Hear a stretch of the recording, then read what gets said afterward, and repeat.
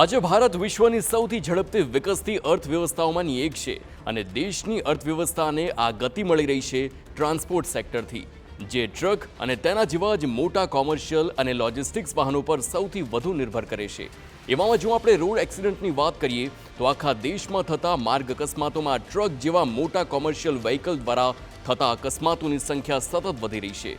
દેશના ટ્રક સારથીઓમાં સલામતી અંગે જાગૃતિ વધે, કુશળતા અને વધારે સારી ટેકનોલોજીની મદદથી તેમની મુસાફરી વધુ સુરક્ષિત અને સફળ બની શકે, એ ઉદ્દેશ સાથે ટીવી9 નેટવર્ક અને ટાટા મોટર્સ લઈને આવ્યા છે trucking into the future, safer always, સુરક્ષાનો સંકલ્પ, સશક્ત સારથી સંઘ।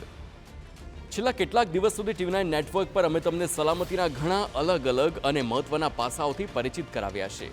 ટ્રક સારથીઓની સુરક્ષાને સમર્પિત આ વિશેષ અભિયાનની શરૂઆત અમે કલંબોલી અને મુંબઈથી શરૂઆત કરી છે। જુઓ તેની એક ખાસ ઝલક। ટાટા મોટર્સ અને ટીવી9 નેટવર્કના ખાસ કેમ્પેન અંતર્ગત સુરક્ષાનો સંકલ્પ, સશક્ત સારથી સંઘ ડ્રાઈવની શરૂઆત કલંબોલી, નવી મુંબઈથી થઈ। અહીં ટ્રક સારથીઓને માસ્ટર ક્લાસ અને સ્પેશિયલ ટ્રેનરની મદદથી ટેકનોલોજીનો ઉપયોગ, કુશળતા અને સેફ ડ્રાઇવિંગ પ્રેક્ટિસીસ વિશે અવગત કરાયા, સાથે તેમને વિનામૂલ્યે સ્વાસ્થ્ય અને આંખોની તપાસ કરવામાં આવી। આ અનોખી સેફટી ડ્રાઈવ આખા દેશમાં 30 અલગ અલગ ટ્રાન્સપોર્ટ નગરોને કવર કરતા હજારો ટ્રક સારથીઓને સુરક્ષાના સંકલ્પ સાથે જોડી રહી છે। તો ચાલો આપણી સુરક્ષાની આ સફરમાં પહેલું પગલું ભરીએ। રોડ ટ્રાન્સપોર્ટ એન્ડ હાઈવેઝના મંત્રી નીતિન ગડકરી શું કહેશે તે સાંભળીએ। परवाह करेंगे तो सुरक्षित रहेंगे, ये हमारी टैगलाइन है। परवाह करना यानी रिस्पॉन्सिबल नागरिक के रूप में वर्तन करना। हमारे देश में जो रूल्स ऑफ द रोड है, जो रोड सुरक्षा के विषय है, उसके लिए स्वाभाविक रूप से केवल ट्रक ड्राइवर की गलती नहीं है। अनेक बार गलती रोड इंजीनियरिंग की होती है, अनेक बार लोग आड़े बीच में घुस जाते हैं, उनकी होती है। अलग अलग रीज़न है। एक हमारे लेबर लॉस के मुताबिक 8 घंटे के ऊपर कोई काम नहीं कर सकता, या 14-14, 16-16 घंटे वो चलता है। तो वो भी कोशिश कर रहे हैं कि अब ड्राइवरों की कमी है, हम 2000 ड्राइविंग ट्रेनिंग स्कूल भी खोल रहे हैं। अभी 100-150 इस साल अभी इस महीने के एंड तक हम लोग शुरू कराएंगे। आप जो ट्रक ड्राइवर को प्रशिक्षित करना और उसके लिए ये जो प्रबोधन करके ट्रेनिंग देने की बात कर रहे हैं, इसलिए सबसे पहले मैं टीवी9 और टाटा मोटर्स को बहुत बहुत धन्यवाद देता हूँ। और निश्चित रूप से आपके इस प्रयासों से रोड सुरक्षा में जो कैंपेन हम चला रहे हैं, उसमें आपका सहयोग निश्चित रूप से बहुत उपयोगी रहेगा। અને હવે સમય છે આજના ખાસ પેનલ ડિસ્કશનને શરૂ કરવાનો, જેમાં ટ્રકિંગ ઇન્ડસ્ટ્રી સાથે જોડાયેલા ખાસ મહેમાનો ટીવી9ના સ્ટુડિયોમાં ઉપસ્થિત છે। તેમનો સૌથી પહેલાં ઇન્ટ્રો કરાવી દઈએ। શૈલેષભાઈ પટવારી, જેઓ પોતે ઇન્ડસ્ટ્રીયાલિસ્ટ છે અને જીસીસીઆઈના પૂર્વ પ્રમુખ પણ રહી ચૂક્યા છે, તેઓ ઉપસ્થિત છે। સુકેતભાઈ અમીન, જે યંગ ઇન્ડિયા સીઆઈઆઈના રોડ સેફટી વિંગના પ્રમુખ છે, અને મુકેશભાઈ દવે, જે કાર્ગો એક્સપોર્ટના એમડી પણ છે અને સાથે જ અખિલ ગુજરાત ટ્રક ટ્રાન્સપોર્ટ એસોસિએશનના કાર્યકારી પ્રમુખ પણ છે। આ ત્રણેય ગેસ્ટનું આપનું સ્વાગત છે ટીવી9ના સ્ટુડિયોઝમાં। મુકેશજી, સૌથી પહેલો સવાલ મને થાય કે જ્યારે એક ટ્રકનો એક્સિડન્ટ થતો હોય છે હાઈવે પર, તો આખા બિઝનેસને કેવી રીતે અસર પડે છે અને આને રોકવા માટે કયા પગલાં લેવા જોઈએ?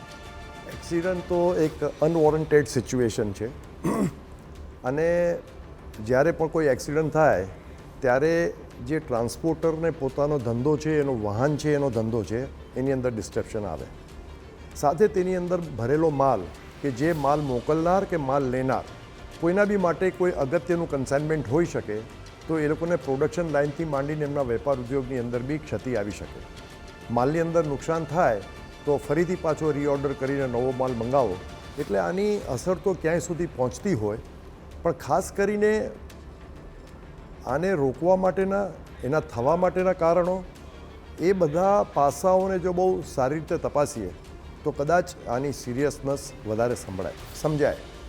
ખાસ કરીને જ્યારે આવા એક્સિડન્ટ માટે એનો જે સારથી કહો કે ડ્રાઈવર કહો કે ચાલક કહો કે એનો મદદગાર કહો, મજૂર કહો, કંડક્ટર કહો, એવા કોઈને બી ઇન્જરી થાય, ફેટાલિટી આવે, સામેની થર્ડ પાર્ટીને ફેટાલિટી આવે, ત્યારે એનું તમે જુઓ ને તો એનો વ્યાપ એટલો બધો મોટો છે કે એમાં ક્યાં કયા લોકોને શું તકલીફ પડી શકે એ અકલ્પનીય છે અને એને કોઈ હિસાબે એના માટેનો કોઈ હિસાબ ના માંડી શકાય।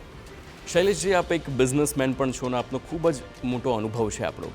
તમારા બિઝનેસમાં ઇનબાઉન્ડ અને આઉટબાઉન્ડ લોજિસ્ટિક્સનો શું વધારે મહત્ત્વ છે અને એમાં આપ કેવી રીતે કામ કરી રહ્યા છો અને તેમાં સુધારાની શું જરૂર છે?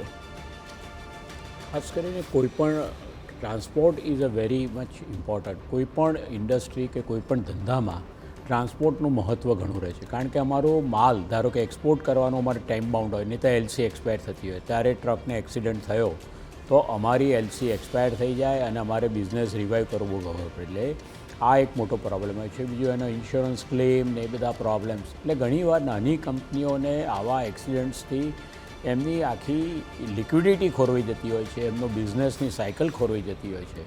આપણે ત્યાં રોજના 1264 એક્સિડન્ટ એક્સપેક્ટેડ થાય છે, એમાં 462 લોકો મરી પણ જાય છે. આ કન્ડિશનમાં હું માનું છું કે રોડ ટ્રાન્સપોર્ટ અને જે હાઈવે ટ્રાન્સપોર્ટ છે એમાં ખૂબ જ ગંભીર રીતે ડ્રાઈવરોના ટ્રેસીસ, એમને આલ્કોહોલિક હોય કે એ હોય એના ટેસ્ટિંગ થવા જોઈએ, એમને આપણે રેડ પાછળ સ્ટીકર્સ લાગેલા હોવા જોઈએ, રિફ્લેક્શન થતું હોય. આ બધી જે નાની નાની વસ્તુઓ છે ઇગ્નોર થતી હોય છે અને એને લીધે જે એક્સિડન્ટ થાય એને લીધે ઇન્ડસ્ટ્રીને ઘણું સફર કરવું પડતું હોય. બિલકુલ. સુકેતજી, મને સવાલ સેમ આપને પણ થાય છે, કારણ કે જ્યારે રોડ સેફટીની વાત આવે, નિયમોની વાત આવે અને એની સાથે ટેકનોલોજી ક્યાંક ને ક્યાંક ઇન્ટરલિંક્ડ જ છે, કારણ કે નિયમોને આધીન જ ટેકનોલોજી અને ટ્રક્સનું હાલ નિર્માણ થઈ રહ્યું છે. તો આપ શું માનો છો, આનાથી અકસ્માતોમાં જે સુધારો આવી શકે છે તે શક્ય છે? તો અલગ અલગ ટેકનોલોજી અત્યારે શોધાઈ રહી છે, જેમ કે driver monitoring system, alcohol monitoring system, facial expression monitoring system. તો એક ગાડીમાં કેમેરો હંમેશા એક ડ્રાઈવરની બિહેવિયર મોનિટર કરતું હોય, જેના બેઝિસ ઉપર એ ડિસાઇડ કરી શકે કે એને ગાડી ચલાવવા દેવું, ના ચલાવવા દેવું, કે પછી કારનું કે ટ્રકનું પોતાનું મોનિટરિંગ, કે ડ્રાઈવરનું બિહેવિયર કેવું છે, રેશ ડ્રાઇવિંગ છે, હાર્ડ ડ્રાઇવિંગ છે, લોડિંગ કેપેસિટી કેવી છે. તો એ બધાનો સેન્ટ્રલાઇઝ ડેટા મોનિટરિંગ થતો હોય તો બી આ વસ્તુ તમે રોડ સેફટી માટે કે એક્સિડન્ટ્સ માટે આનો ઉપયોગ થઈ શકે, કે તમે રાઇટ ટાઈમે અલર્ટ જનરેટ કરી શકો, કે કોઈક ડ્રાઈવર જે કન્સિસ્ટન્ટલી રેશ ચલાવી રહ્યું છે એને ઉપર તમે એક્શન લઈ શકો એડવાન્સમાં.